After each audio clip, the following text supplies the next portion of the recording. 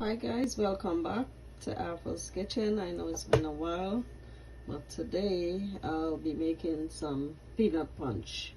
And here's the ingredients I'm going to be using in it.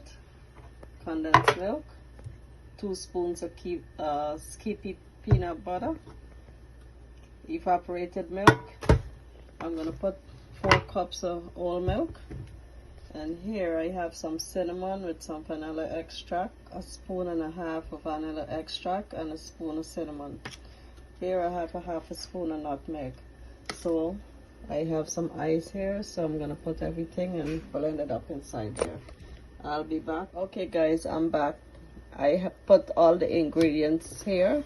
I have 2 scoops of peanut butter, 1 spoon of nutmeg, 1.5 spoons of cinnamon, 1.5 spoons of vanilla extract, 1 can of condensed milk, 1 can of evaporated milk, 4 cups of whole milk. So I'm gonna blend everything together with the ice, and I will be right back to show you how it came out. This is peanut punch I'm making. Here is the mixture. I'm gonna blend it well. Okay guys, this is the final touch of my peanut punch. It's here. I got a lot, so this is how I make it.